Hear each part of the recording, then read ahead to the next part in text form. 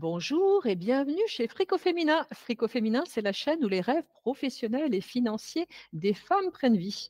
Et aujourd'hui, on va évoquer un sujet qui vous tient tout à cœur, notamment quand j'interviens dans des associations de femmes qui créent, qui développent des projets d'entreprise. Je remarque que vous êtes nombreuses à venir à l'entrepreneuriat après un burn-out.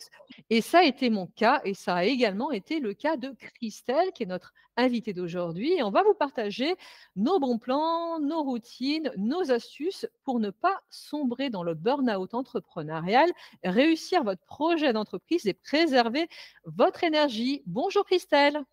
Bonjour. Mais avant de passer à cette interview, je vous invite à vous abonner à Frico Féminin, à télécharger votre bonus dans la description, les 6 clés pour libérer votre potentiel et vous libérer financièrement. Alors Christelle, est-ce que tu peux nous raconter un petit peu ton histoire? J'ai été salariée pendant, une quinzaine d'années, donc en tant que conseillère en assurance. Au départ, je m'éclatais dans ce métier, puis au bout d'un moment, bah, voilà, j'avais perdu un petit peu le sens du travail. Je me retrouvais plus, mes valeurs étaient plus là, notamment ma valeur, autonomie, liberté. Bah, petit à petit, voilà, il y avait un écart qui se créait et donc je ne me sentais plus à ma place et j'ai fini par faire un joli petit burn-out. Après un gros travail, d'introspection, je me suis rendu compte qu'en fait, ce qui me correspondait, c'était non plus le salariat, mais c'était l'entrepreneuriat et donc j'ai beaucoup travaillé sur cet aspect-là pour vraiment, bah, trouver des clés qui puissent me permettre de protéger mon énergie. Parce que quand on a fait un burn-out et qu'on est beaucoup dans la phase de surinvestissement, bah, c'est important de, voilà, de trouver cet équilibre, et donc c'est pour ça qu'aujourd'hui, j'ai décidé de me lancer dans l'entrepreneuriat. Alors, on est nombreuses finalement à avoir eu ce que j'appelle ce syndrome de la bonne élève. Et du surinvestissement au travail. Moi-même, j'en suis passée par là et j'ai fini sur les rotules, dans le salariat et c'est pour ça que j'ai décidé de devenir entrepreneur pour mieux préserver mon énergie et mon équilibre vie personnelle, vie professionnelle. Et justement, je te propose qu'on partage un petit peu nos astuces, nos routines gagnantes pour aider d'autres femmes à préserver leur énergie dans l'entrepreneuriat parce que c'est quelque chose d'essentiel. Finalement, quand on devient entrepreneur, on est la capitaine qui va amener notre navire à bon port. Quelles sont un petit peu les routines que toi, tu as pu mettre en place, Christelle, pour trouver un bel équilibre entre ton énergie et le développement de ton business? Alors, au niveau des routines, celles qui sont non négociables, c'est d'aller marcher tous les matins pendant au moins une demi-heure. Donc, les jours de semaine, je vais toujours, me balader, en pleine nature parce que je trouve ça ressourçant. C'est mon moment à moi et c'est ce qui me permet de d'attaquer, en fait, une journée en étant, en forme et Alors moi, je fais la même chose que toi. Je vais dépenser mon surplus d'énergie tous les matins dans la nature et notamment, c'est aussi, le moment, que je choisis pour réfléchir à mes objectifs et voir comment est-ce que je vais organiser ma journée. Au-delà de ça, j'ai aussi, des routines de préservation de l'énergie qui sont notamment de faire une micro-sieste tous les jours, histoire de faire retomber la vapeur parce qu'après, j'ai des journées qui sont relativement denses et j'ai également, des routines de préservation d'énergie qui font que finalement, j'organise mes objectifs hebdomadairement et je m'autorise les jours où je suis fatiguée à fonctionner de manière différente, ce qui me permet d'avoir des jours où je suis hyper productive et des jours où je suis beaucoup moins. alors, je te rejoins sur la sieste. Moi, chaque jour, c'est pareil, je fais ce que j'appelle des siestes méditatives. Quand je suis fatiguée, c'est une sieste. Quand, je suis en bonne énergie, c'est plutôt une méditation et pour pas l'oublier, en fait, chaque jour, c'est planifié dans mon agenda. Donc, il y a un créneau entre, 13h30 et 14h, je suis indisponible parce que pour moi, c'est vraiment une priorité et là-dessus, c'est non négociable. Et finalement, c'est important de prendre des rendez-vous avec soi-même et de poser des limites aux autres. Ça, c'est une vraie question aussi. Je vois pas mal de femmes qui ont tendance à donner quelque part de manière excessive. C'est important aussi de poser des limites à ses clients ou ses clientes, à sa famille, à ses enfants, à son conjoint, pour préserver des espaces qui nous sont dédiés et qui sont dédiés à nos business. Et pour ça, du coup, ce qui est intéressant, c'est d'avoir une bonne organisation, de quelle est vraiment son organisation sur la semaine avec des temps où moi, je sais que j'ai des après-midi où du coup, ça va être un peu plus light. Si je suis en basse énergie, bah, dans ces cas-là, je vais me reposer ou je vais faire vraiment des choses pour moi. Et puis en fin de semaine, par exemple, bah, pareil, j'ai des créneaux où, voilà, si j'ai bien avancé la semaine, je m'autorise un petit peu plus de temps et c'est vraiment des temps, pour moi où je fais vraiment ce que je veux et pas forcément en lien avec mon activité. Donc ça, c'est vraiment super important. Et oui, c'est essentiel de se ressourcer et de faire passer en priorité parfois des choses qui nous font vibrer et nous mettre dans une belle énergie positive. Mmh mh. Après en astuce, je dirais aussi, le fait de bien optimiser son temps. Alors sur la planification du temps, moi j'utilise ce qu'on appelle la méthode Pomodoro et la planification hebdomadaire, ce qui me permet de ne pas avoir de culpabilité parce que certains jours, je ne suis pas efficace, parce qu'il y a des jours où je ne suis pas efficace et dans ces cas-là, je ne lutte pas et par contre, d'être d'une efficacité redoutable dans les moments où je suis dans une belle énergie parce qu'il y en a toujours dans la semaine et où ça me permet de tomber quelque part avec une efficacité redoutable, un certain nombre de tâches que je n'arriverai pas à réaliser le reste du temps. Alors par rapport à la planification, justement, j'utilise un timer. Comme ça, je sais que chaque activité, toutes mes activités sont comptées et ça me permet aussi de voir à la fin de la semaine, s'il y a une semaine où j'ai l'impression d'avoir un peu trop travaillé, bah, du coup, la semaine suivante, je me laisse un peu plus de temps, pour moi, justement. Et ça me permet vraiment aussi de poser mes limites, aussi bien en termes horaires, donc à partir d'une certaine heure, je ne travaille plus, ou aussi en week-end, parce que quand on est entrepreneur, on peut être amené, beaucoup à travailler en week-end.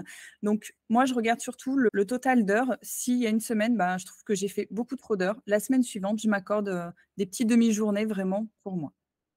Alors, on le disait, se ressourcer, aller dans la nature, parce que souvent, c'est notre meilleure conseillère.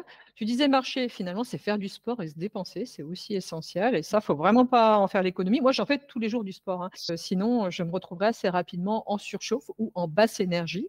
Et ça me paraît essentiel et ça doit être quelque part prioritaire. Personnellement, moi, j'attaque ma journée avec ça. Donc tout à l'heure, on parlait d'énergie. Je sais que j'ai utilisé un outil pendant mon burn-out que je continue encore à utiliser aujourd'hui. C'est la théorie des petites cuillères, de Christine, Miserandino.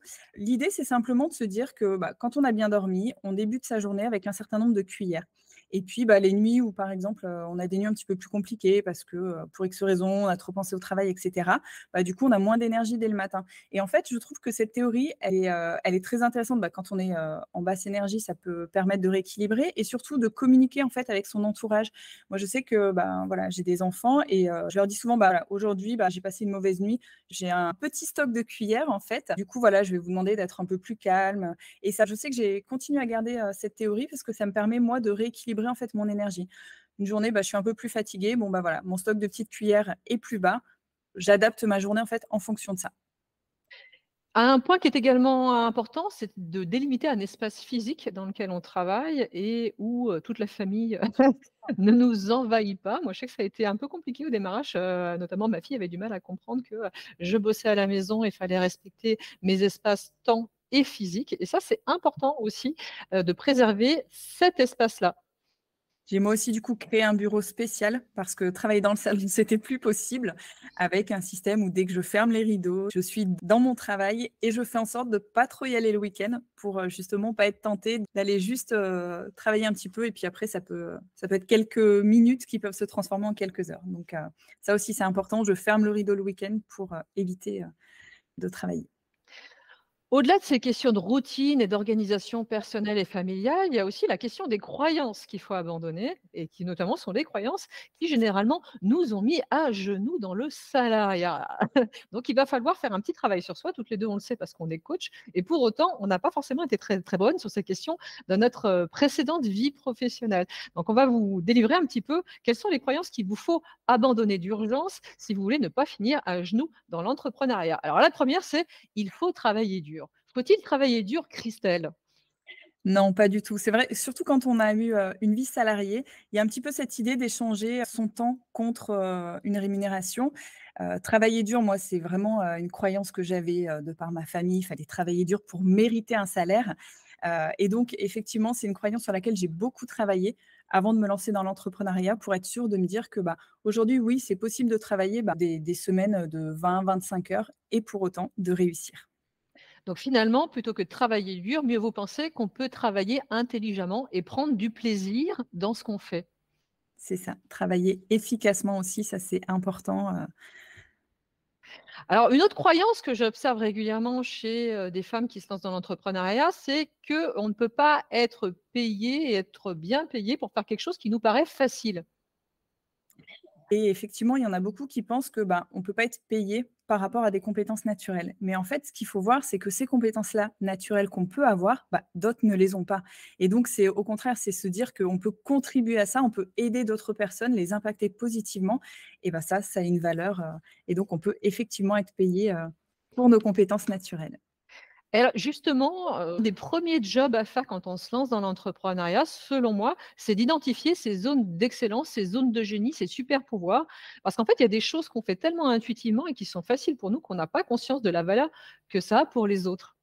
Donc je te rejoins, c'est hyper important et par exemple, un petit exercice, si, vous êtes, dans cette situation-là, que vous ne savez pas forcément, quelles sont vos compétences. Donc ça peut être simplement, bah, de demander à ses proches, en fait, quelles sont nos compétences naturelles, et vous serez vraiment surprise, en fait, de voir ce que les autres, vous trouvent comme compétences naturelles, alors que pour vous, c'est tellement une évidence. Et souvent, on n'en a absolument pas conscience puisqu'en fait, c'est quelque chose qu'on fait intuitivement. C'est ça, tout à fait.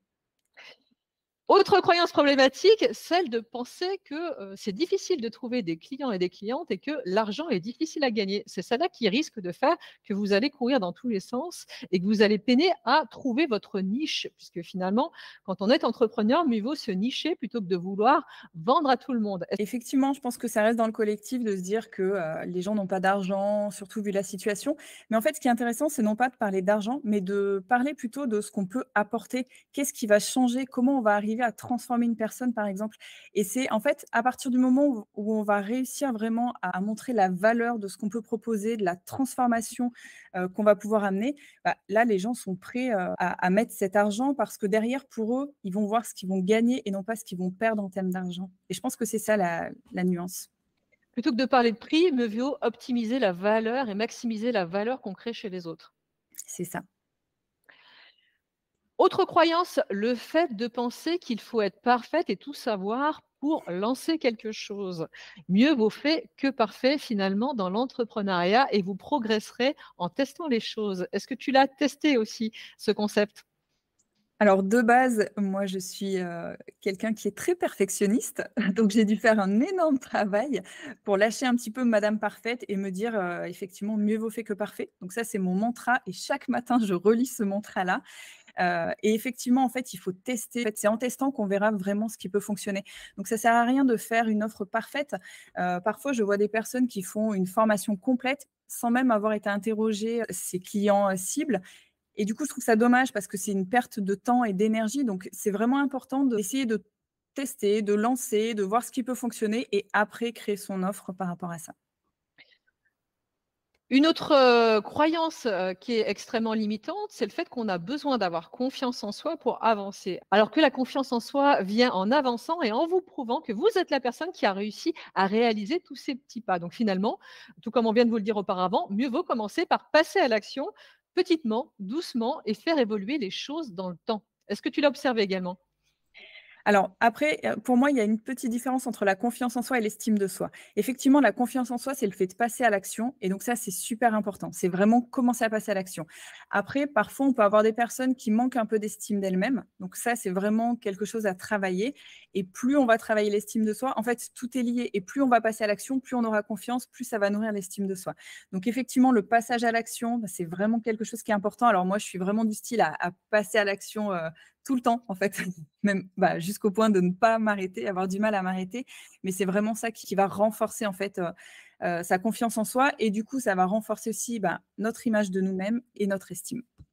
Alors, je suis comme toi, moi j'ai plutôt tendance à passer à l'action, parce que je me rends compte également que les choses ne se passent jamais comme je l'avais prévu. Que ce qui fonctionne, c'est absolument pas ce que, j'aurais pensé au démarrage. D'où la nécessité d'enclencher un certain nombre d'actions, parce que sinon on peut, s'épuiser, laisser le temps passer et ne pas voir les résultats affluer. Donc il y a une chose aussi qui est importante, ça va être, de garder en tête l'histoire du 20-80, et vraiment de faire ces actions en se disant: «Bah, qu'est-ce qui va être le plus important pour moi? Qu'est-ce qui va me ramener le plus de succès?»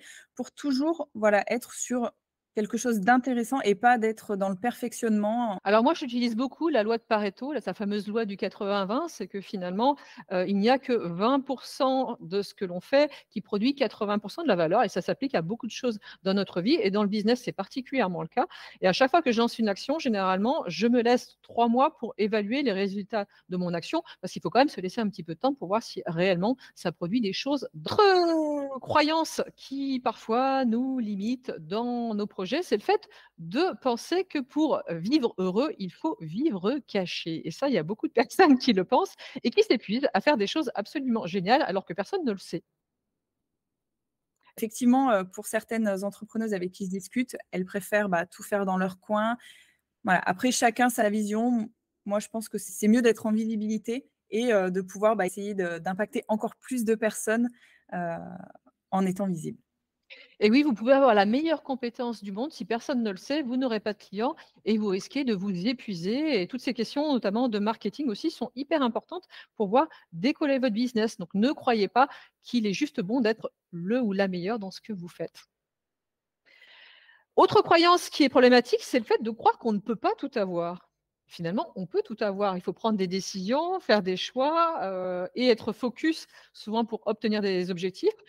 Mais renoncer, à ses rêves, à ses objectifs, c'est finalement ça qui nous amène des fois dans des phases d'épuisement. Et donc c'est pour ça que c'est important, en fait, de planifier ses objectifs avec son rêve et de découper, en fait, ses objectifs, en petits pas et avancer petit à petit pour tendre vers ses rêves et donc ne pas les mettre de côté, hein, parce que c'est important. Est-ce qu'il y a d'autres croyances que tu as identifiées et qui nous mettent, à genoux ou nous permettent de préserver notre énergie? Alors moi, une des peurs que j'avais, c'était de me sentir isolée. Donc ça, c'est quelque chose qui était, important, surtout qu'en étant salarié, on est avec ses collègues chaque matin. Et du coup, en fait, très vite, j'ai mis en place, des solutions pour, fréquenter des femmes entrepreneuses. Je fais partie d'un réseau de femmes entrepreneuses et voilà, j'essaie de créer vraiment une communauté pour pas me sentir seule et vraiment pouvoir échanger, très souvent avec des pairs. Et ça permet aussi de se ressourcer et de se régénérer par la belle énergie qui se dégage de cette mise en réseau et de ces échanges. Alors tout comme toi, moi je suis dans plein, d'associations, d'entrepreneurs et plein de réseaux de manière générale, femmes et hommes d'ailleurs. C'est très, très important de ne pas rester isolé dans son projet entrepreneurial. Je vous propose maintenant qu'on passe aux pistes qu'on peut vous donner pour vous éclater dans votre projet entrepreneurial. Alors bien s'entourer pour moi c'est essentiel. C'est même la garantie de durer dans le temps et souvent c'est une chose que les femmes négligent. Elles restent isolées dans leur projet d'entreprise. Donc tu disais, il y a des pistes pour bien s'entourer. Adhérer à des associations de femmes entrepreneurs, puisque, vous allez rencontrer des personnes qui vont, vivre les mêmes problématiques personnelles ou professionnelles. Infiltrer d'autres réseaux qui vont vous permettre aussi, de trouver des clientèles et de faire du business, faire du ce qu'on appelle du networking. Il y a plein de manières de bien s'entourer et puis c'est aussi, préserver son énergie et vous entourer de personnes dans votre entourage personnel qui croient en vous et qui vous soutiennent. Il y a une chose aussi qui est importante, c'est de trouver un ou plusieurs binômes pour pouvoir travailler. Je sais que moi, j'ai un binôme en début de semaine, le lundi matin en général. On fait un point sur la semaine passée, sur nos objectifs futurs. Et même si on n'est pas dans le même univers, c'est pas grave en fait. Le fait d'avancer ensemble, ça permet d'avancer plus vite. Et quelque part, le fait d'être bien entouré, c'est la garantie de tenir dans la durée aussi, parce qu'on prend des engagements vis-à-vis des autres et ça nous pousse à avancer parfois quand on aura un petit peu moins d'énergie pour le faire. On l'évoquait, le fait d'entreprendre à partir de ces zones de génie, de se focaliser sur ce sur quoi on est bonne et qui transforme et de déléguer rapidement. Alors, je vois pas mal de femmes la délégation, c'est un sujet qui est problématique chez pas mal de femmes. On a souvent du mal à déléguer à la maison. On pense qu'on doit tout porter sur nos épaules. Ça se répercute à la maison et ça se répercute dans notre business. À partir du moment où on devient entrepreneur, c'est essentiel assez rapidement de déléguer ce dans quoi on n'est pas bonne et qui nous épuise pour préserver notre énergie. Je suis tout à fait d'accord et encore plus quand on est, du style à être assez perfectionniste. C'est vrai que c'est important de déléguer. Moi, par exemple, j'ai une copywriter depuis quelque temps, donc je délègue en fait, mes articles. Ça ne m'empêche pas d'en écrire parce que j'adore ça, mais du coup, je peux me concentrer en fait plutôt sur le cœur de mon activité et comme ça me permet d'évaluer mon énergie, en fonction. Autre sujet important, le fait d'investir sur soi pour pouvoir dépasser ses blocages. Quand on se lance dans un projet entrepreneurial, d'une manière ou d'une autre, il y a un moment où on va avoir des blocages, on n'arrivera plus à avancer et on aura des angles morts. Et c'est important d'avoir des moments, de préserver des moyens financiers pour se faire accompagner et justement ne pas rester au pied de ce mur-là. Je suis tout à fait d'accord avec toi, donc investir sur soi, se faire coacher, continuer à faire des formations, en fait, c'est comme ça qu'on va continuer à grandir, et pouvoir avancer encore plus vite. Donc ça, c'est hyper important. On l'a évoqué, ne pas chercher à aider tout le monde. Alors, pas mal de femmes, quand elles se lancent, veulent aider tout le monde. C'est ce qu'on appelle le syndrome du sauveur ou de la sauveuse. Or, si vous souhaitez aider tout le monde, vous risquez de courir dans tous les sens et de vous épuiser. Donc, dans l'entrepreneuriat, mieux vaut ne pas vouloir aider tout le monde, mais vous nicher sur la clientèle sur laquelle vous allez apporter un maximum de valeur. Est-ce que c'est ce que tu es en train de faire? Oui, et j'ai d'ailleurs eu le cas, d'une personne, qui souhaitait être coachée et voilà, je sentais qu'il y avait quelque chose qui n'allait pas et en fait, j'étais soulagée de lui dire que finalement, je ne travaillerais pas avec elle. Finalement, je me suis écoutée, je sentais qu'il y avait quelque chose qui allait pas, que ça allait me demander énormément d'énergie et en fait, le fait de lui avoir dit non, moi, je me suis dit oui à moi et maintenant, je garde cette optique de me dire: «Bah, quand je le sens pas pour X raison, bah, je reste alignée avec moi et c'est OK de dire non et de d'oser en affirmer et s'écouter» et ben, c'est un grand soulagement. Il y a aussi cette piste qui est d'arrêter de vendre des heures, donc c'est-à-dire d'échanger son temps contre de l'argent, et plutôt de vendre des transformations, des solutions, un résultat, qui est quelque chose que peu de personnes s'autorisent à faire. Et c'est vraiment une belle manière de préserver votre énergie et de faire décoller votre chiffre d'affaires dans votre business. Est-ce que c'est ce que tu as prévu de faire? Oui, tout à fait. De partir plutôt vraiment sur des transformations et de mettre en avant, en fait, la valeur, la transformation, de séances de coaching, par exemple, plutôt que de vendre, bah, à la séance, à l'heure, où là, du coup, bah, forcément, le résultat ne sera pas le même. Et puis, dernier conseil que moi je donnerais, c'est celui, qui vise à prendre son temps parce qu'en fait, un projet entrepreneurial, c'est également un projet de développement personnel pour l'entrepreneur et vous allez évoluer. Il y a des choses qui vont fonctionner, qui ne vont pas fonctionner et si vous cherchez à avoir des résultats tout de suite, vous risquez de lâcher votre projet d'entreprise. Donc c'est aussi avoir conscience et accepter, que vous vous engagez dans une démarche qui va prendre du temps et qui va engager un vrai travail sur vous-même. Je suis tout à fait d'accord avec toi. Quels seraient les derniers conseils que tu pourrais donner à une femme justement qui se lance dans l'entrepreneuriat pour qu'elle ne finisse pas à genoux et qu'elle préserve son énergie? Reprendre un petit peu tout ce qu'on a dit au départ, donc vraiment s'autoriser des temps pour soi. Pour être efficace aussi, une petite chose que je mets en place depuis quelque temps, c'est de couper ses notifications de téléphone. Parce qu'en fait, aujourd'hui, on est tout le temps sollicité à droite, à gauche et moi, je sais que je mets des créneaux, je coupe mes notifications et je suis beaucoup plus efficace et vraiment cette idée de se dire que finalement, ça sert à rien de faire des journées comme on avait pu le faire auparavant, dans une vie de salarié, de 8 ou 10 heures dans la journée. Heu, Travailler et finalement pas être efficace. Alors qu'aujourd'hui, je suis plutôt, partisane de me dire: «Bah, je bloque des temps efficaces, je suis à fond dedans pendant 3/4 d'heure». Donc tu parlais de la méthode, Pomodoro, ça peut être effectivement 25 minutes, 50 minutes et cetera, et de m'accorder une pause derrière. Et surtout vraiment de célébrer en fait chaque petit pas, chaque petite, victoire qu'on fait, ça c'est super important. Oui, je n'avais pas rajouté cette question de la célébration. Alors moi, je célèbre les victoires comme les échecs et je célèbre les échecs comme de puissants enseignements parce que généralement, c'est ça qui me permet de réorienter et derrière de transformer. Effectivement, j'ai ma petite bouteille de champagne pour la première critique que je vais avoir et je m'étais dit que, bah, je vais célébrer ça aussi, célébrer les défaites et C'est aussi s'autoriser à échouer sur certaines choses quand on est entrepreneur et ça, dans le monde du salarié, c'est pas quelque chose qu'on nous apprend. C'est pas forcément quelque chose qu'on nous apprend à l'école. Moi, c'est quelque chose que j'apprends à ma fille aussi à célébrer nos échecs parce que nos échecs nous permettent de réorienter et finalement, quand on n'a plus peur d'échouer, on avance beaucoup plus. derrière chaque épreuve, chaque, difficulté, c'est arriver à transformer ça en opportunité, en leçon et vraiment transformer ça en quelque chose de positif. Je te remercie Christelle pour ton témoignage et vous retrouverez dans la description de cette vidéo tous les contacts pour pouvoir contacter Christelle, la retrouver sur Créative Épanouie et notamment équilibrer votre vie personnelle et votre vie professionnelle. Merci à toi. Merci beaucoup.